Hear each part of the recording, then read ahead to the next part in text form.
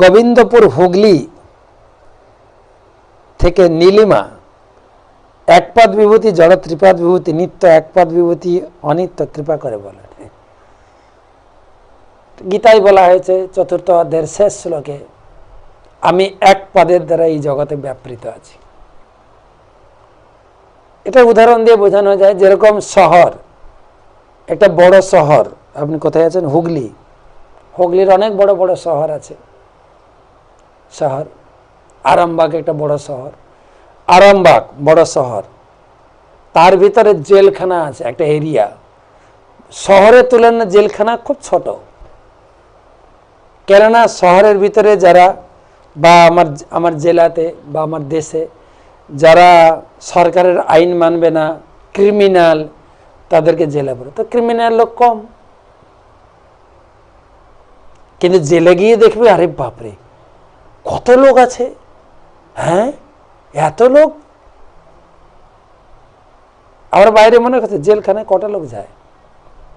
ঠিক সেই রকম এই ভগবানের জগৎটাও এরকম। পুরো জগতের মধ্যে, ভগবানের এরিয়ার মধ্যে এই জগৎটা হচ্ছে জেলখানা। কারণ ছোট, এটাকে বলে এক পাত, মানে 4 ভাগের 1 ভাগ এই জগৎটা। যারা ভগবানকে মানি না, ভগবানের বিরোধিতা করে, তাদেরকে এই জেলখানায় পাঠানো হয়েছে। এখানে আবার আমরা গীতা ভাগবতম পড়ে হরি নাম করে ভগবানের পূজন করে সংশোধিত হয়ে আবার ভগবানের কাছে ফিরে যাব। যেরকম জেলখানার নাম সংশোধনাগার, তাদেরকে সংশোধন করে, জানেন তো? জেলখানায় গিয়ে মুসলিম যারা মুসলিম তাদেরকে মুসলমান মোল্লা গিয়ে তাদেরকে বুঝায়, তাদের কোরআন থেকে পাঠ করে শোনায়, তুমি সৎ চরিত্রবান হও। যারা হিন্দু লোক গীতা পাঠের জন্য লোক ব্রাহ্মণ যায়, যারা খ্রিস্টান তাদের জন্য বাইবেল পড়ায়, সংশোধন করে। ঠিক সেরকম আমরা সংশোধন হচ্ছি, ভগবানের কাছে পাই।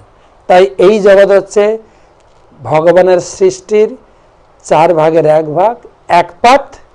আর ভগবানের জগৎ হচ্ছে ত্রিপাত, চিন্ময় জগৎ, গোলক বৃন্দাবন। অনেক বড় প্রশ্ন পায়েল পাঠিয়েছে ঈশ্বরী গাছা থেকে। এত বড় লিখলে পড়বো কি করে?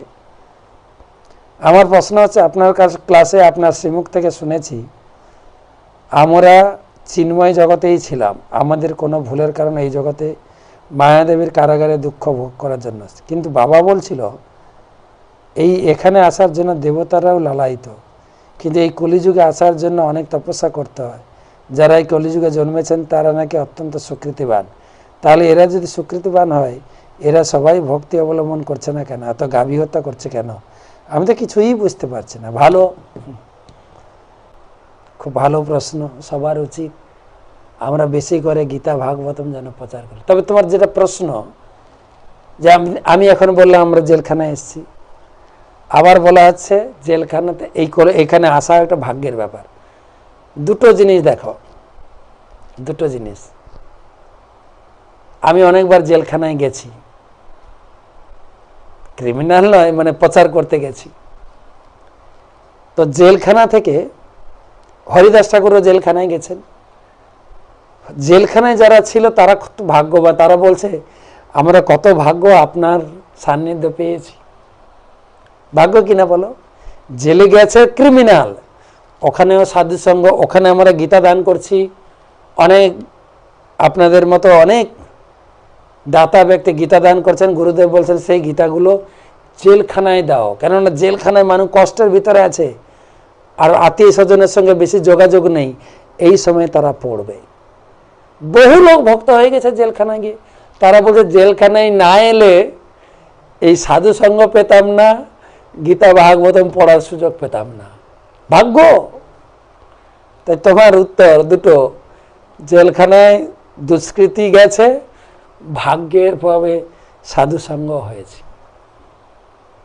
তাই ভাগ্য এই কারণে তোমার বাবা যেটা বলেছেন খুব উত্তম কথা বলেছেন, যে এইটাই হচ্ছে যখন ভাগবতের 3য় শ্লোক দেখবেন, নিগম কল্পতরু গলিতং ফলম সুখমুখদামৃতম দ্রব সংযুতম পিবত ভাগবতম রসমালয়ম মোহরসি রসিকা ভূমি ভাবুকা। ব্যাসদেব যখন ভাগবতম লিখলেন, লিখার পরে তিনি বলছেন, আরে পৃথিবীর মানুষ, কত ভাগ্যবান, কত ভাগ্যবতী তোমরা। এই ভাগবতম কৈলাসেও নেই, বৈকুণ্ঠে নেই, স্বর্গে নেই। এই ভাগবতম ভুবি ভাবুকা, ভুবি পৃথিবীতে আছে। এই ভাগবতম পড়ার ভাগ্য আমি তোমাদের জন্য দিয়ে গেলাম, তোমরা ভাগবত পড়ো। এখন হাতের কাছে এই মঙ্গল পেয়ে যদি আমি না গ্রহণ করি, সে দায়িত্ব তো আর কিছু করার নেই।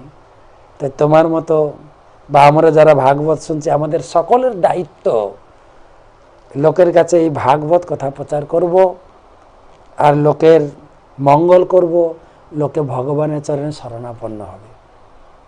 আবার গুরুদেব বলেন, তুমি হরিনাম করে ভক্ত হয়ে ভাগবত পড়ে কতটা আনন্দ পাচ্ছ এটা বিচার নয়,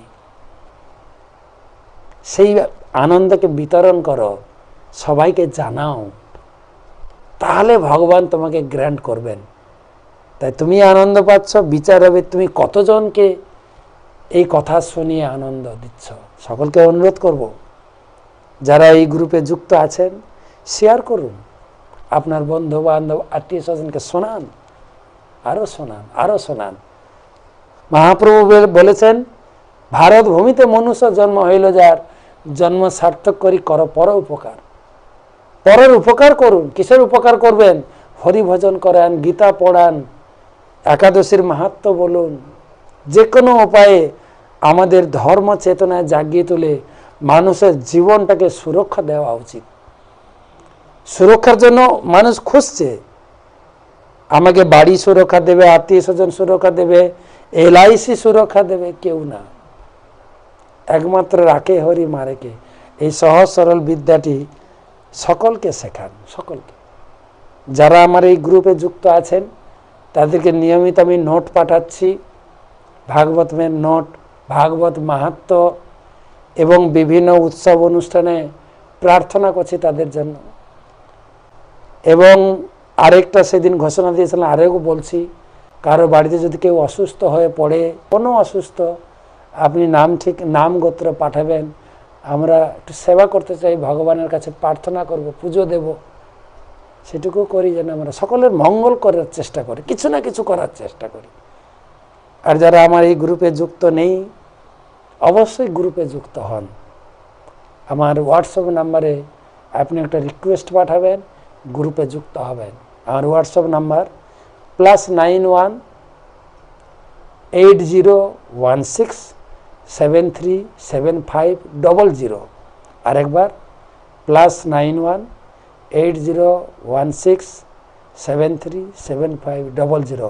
এইটাতে একটা রিকোয়েস্ট পাঠাবেন, আমাকে আপনাদের গ্রুপে যুক্ত করুন, আপনার নোটগুলি পাঠান। নোটগুলি আমি পাঠাচ্ছি, পরবর্তীকালে আপনার ভাগবত পড়তে অত্যন্ত সুবিধা হবে।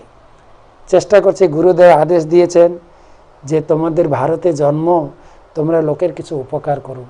এইভাবে যদি আপনাদের কিছু উপকার করতে পারি, গুরুদেবের আদেশ পালন করতে পারছি, গুরুদেবের সেবা করতে পারছি বলে মনে তৃপ্তি লাভ করব। আপনারা সেই সুযোগ দিয়েছেন, আপনাদের কাছে কৃতজ্ঞতা জানাই। আপনারা ভালো থাকুন, সুখে থাকুন। হরে কৃষ্ণ, অত্যন্ত ধন্যবাদ।